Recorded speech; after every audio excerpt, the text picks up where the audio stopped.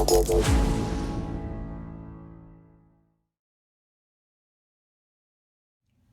everybody, welcome to TnSportsChat presented by Lehigh Valley Health Network along with Emmett McCall. I'm Patrick Matsinko.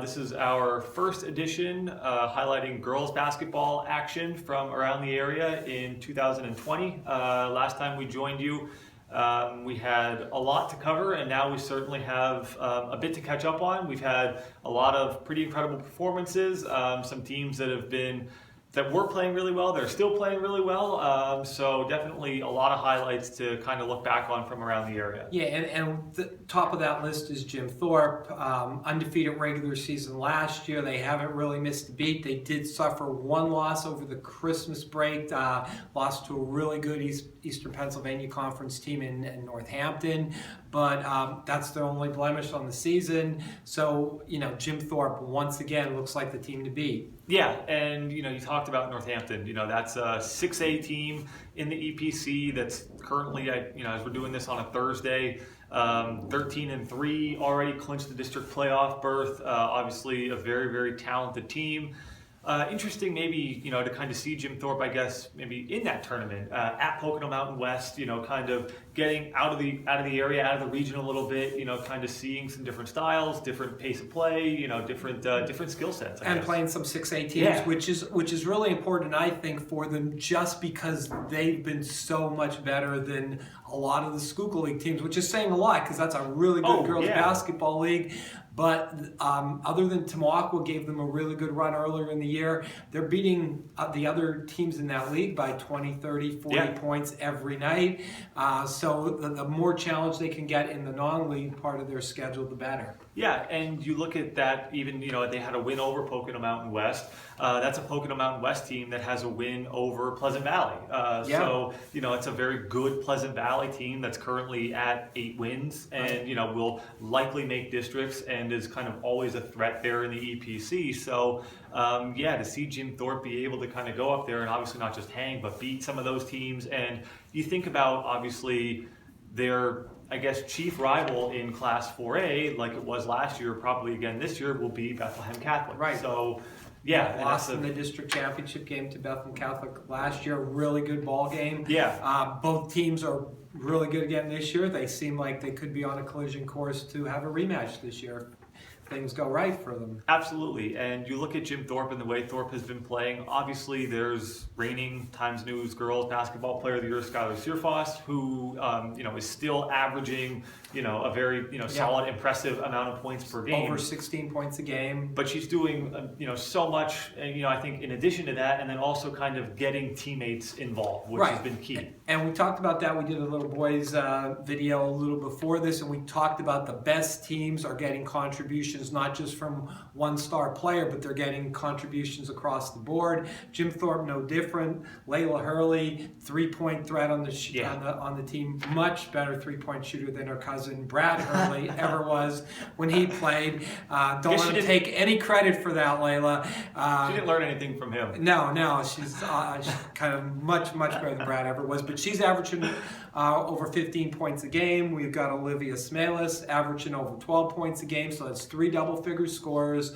And the thing you have to remember with Jim Thorpe is a lot of games this year, they didn't even play the fourth quarter, these players, so because the lead was so big. So Jim Thorpe getting good balance, and it's paying off, lots of success. Yeah, and you look at where they are maybe just in that kind of Division I race, where obviously they're in control there, but a team that's kind of right behind them in the standings is North Schuylkill, and they just handled North Schuylkill, a very impressive game. 20-plus point blowout. It's, again, you're looking at, like you said, those teams in the Schuylkill League that are kind of their, main rivals, sort of chief contenders, and that's, something where they've shown that they're able to kind of handle them. But like you said, though, as well, Tamaqua, is the team that seems like it's right there. If there's one that's going to break through, it's going to be Tamaqua. I mean, Pottsville, Blue Mountain, or Schuylkill have all been good over the years. They all have pretty good teams this year.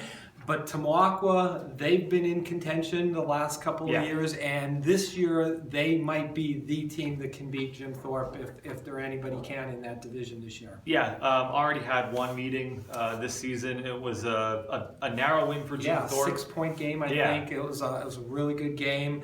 Tamaulipas was playing really well themselves. They're 10-2. They lost to Jim Thorpe and Blue Mountain. Which, again, the teams that are all right there in that race. So. Yeah, and no surprise, Emma Kaczynski again for Tamaulipas. She's the leading scorer, second in the area in scoring, over 22 points a game this year. Just a dangerous weapon. She's been for 4 years, surpassed the 1,000-point career mark last year. I was going to say, yeah. So once again, she's playing really well for Tamaulipas. Emily Titus, she's kind of a double-double machine for the Raiders with rebounding and scoring. So Tamaulipas, I know Coach Barron, our Coach Davis. Davis, yes, Erica Davis, said before the year, they weren't settling for being the second best team in the Schuylkill League. Their goal was to win that division and win the league, and she challenged her team not just to play well, but to be able to play well against Jim Thorpe. So, and that's kind of, you think about Jim Thorpe, it's kind of like they've set, those girls, they've kind of set the gold standard, and that's just kind of what everybody else is coming for. And obviously as these teams kind of improve and adapt and change, we'll kind of see, obviously Jim Thorpe's got the target on its back. And 35-1 in the regular season over the last 2 years. So, but that's what you want. If you're a team like Tamaulipas, you want to be able to shoot for that. Absolutely.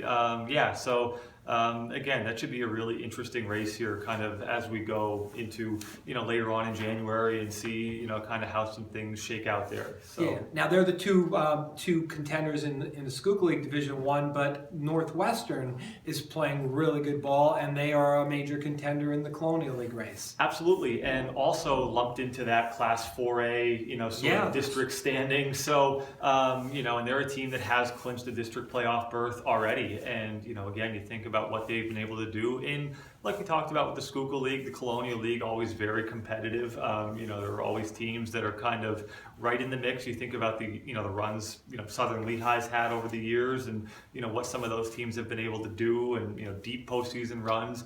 But Coach Chris Deutsch always seems to have the Tigers ready to roll. They're always a postseason contender in the league and in the district. They have a couple sisters that are kind of playing really well for them this year and leading the way. Paige and Sydney Sevrain, just obviously performing at a very, very high level. Seems like maybe you can't exactly kind of pick on one over the other. Both averaging double figures. Both all-around players, rebounding, defense. They've been kind of leading the Tigers this year.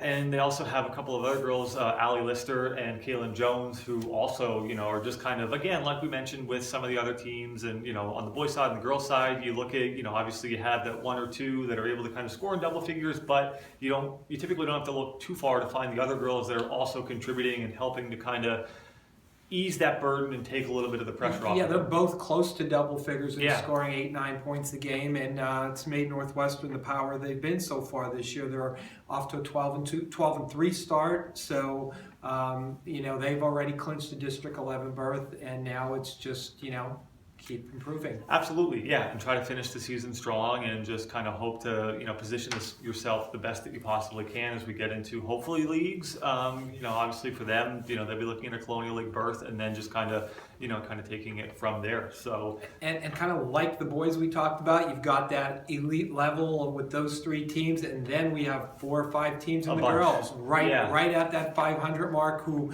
the last 3 weeks here of the regular season are going to be extremely important for. Absolutely, we kind of already touched on a couple of them. Pleasant Valley, again, looking at where they are in a very tough Class 6A, they're 8-5 right there. But now they're going to have a really tough end of their schedule because they're going to be playing a lot of the EPC teams, and that's a powerful girls basketball conference. So they still need those 3 wins. Nothing guaranteed there. They're going to have to play well down the stretch. And you look at some of the teams that they've had to play even recently. Now kind of getting out of some of those Mountain Division type of games where they're playing the Liberties, and they're playing Centrals, and they're playing Parklands, and they're playing some of these other teams that they're a lot of talented teams. Very difficult. So we also have at 500. Marion is 6-6.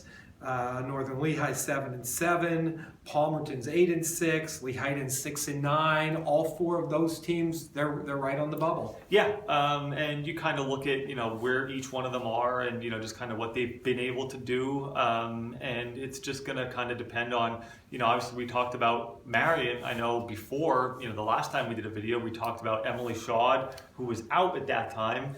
Has since returned. Right, came back the first game in the new year, early January, played her first game, probably still trying to get into form. But yeah, in her absence, Macy Alansky has played really well, averaging 14, 15 points a game for the Phillies. We talked about them being 500. The good news for Marion is they're 4-2 in the division, so they have obviously a better chance to get or reach 500 in the division than they do overall. But yeah, so they're there. Who else we talked about? We talked about Palmerton girls. I mean, Bethy Morgan, you think about as a freshman that's really making her presence felt. Absolutely. Leading the team, one of the top scorers in the area, has just been kind of like an instant impact player for Palmerton this season. I've had a chance to cover them twice. She was extremely good. I saw them first night of the season. I was just going to say against Lehigh, and then I saw them against Northern Lehigh. And again, a player that even if she's not scoring, 18, 19, 20 points a game, she might still be hitting double figures, but she's also going to be doing some other things to get her teammates involved. So, very impressive player again as a freshman. Bulldogs, Northern Lehigh, 7-7. Emma Nibel, you look at just some of the other girls that they have. Again, Coach Ken Shankweiler doing, I think, a lot there. It's been a pretty great turnaround for that team. Just to huge step up this year for them. And they've been in so many games. They've been very competitive, and they're just kind of trying to play their brand of basketball and not really get caught up in what other teams are doing. Not getting kind of sucked into anything and just kind of playing to their strengths. And it seems like it's really working for the Bulldogs this season. Coach Joe Breswick at Lehighton. Indians are 6-9. They play in Division I of the Schuylkill League, so they're playing Jim Thuk twice, Tamaqua twice, North Schuylkill twice. That's a really tough league schedule. I think they're only 6 in the division. Yeah, and that means they're 6-3 in non-league games. So it's a good team caught in a tough division, but they're still battling. They were a young team coming into the season. Coach told me in the preseason. Coach Breswick told me in the preseason.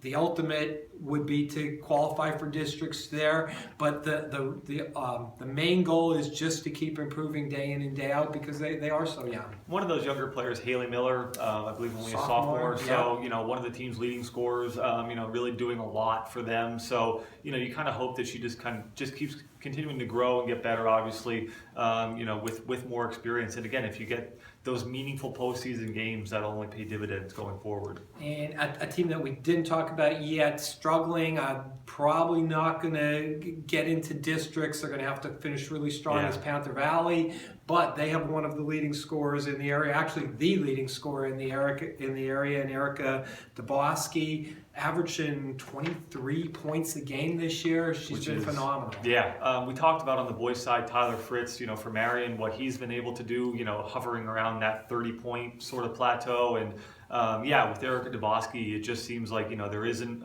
any drop-off, and obviously you kind of know each night, that it's the offense, might be kind of going through her, that she's going to get the ball, but, she's still able, no matter what defenses throw at her, she kind of still gets hers, I guess. And they're also in Division I, which is Schuylkill League. So all the teams we just talked about, I didn't have to all play the time. Yeah. Right. So that's impressive. Absolutely. And we'll see. It'll be interesting to see kind of where those teams, how those teams fare down the stretch, if they're able to make that postseason run. And a lot of times, too, it just depends on who gets hot at the right time. You get in, you kind of have that clean slate, and you see what happens. Anything can happen. Absolutely. Anything else for you, Evan, on the girls' side? No, I think we're good. But we'll certainly have a lot more the next time we join you. But that's all for now. For Emmett McCall, I'm Patrick Matsinko. Thanks again for tuning in to TN Sports Chat, presented by Lehigh Valley Health Network.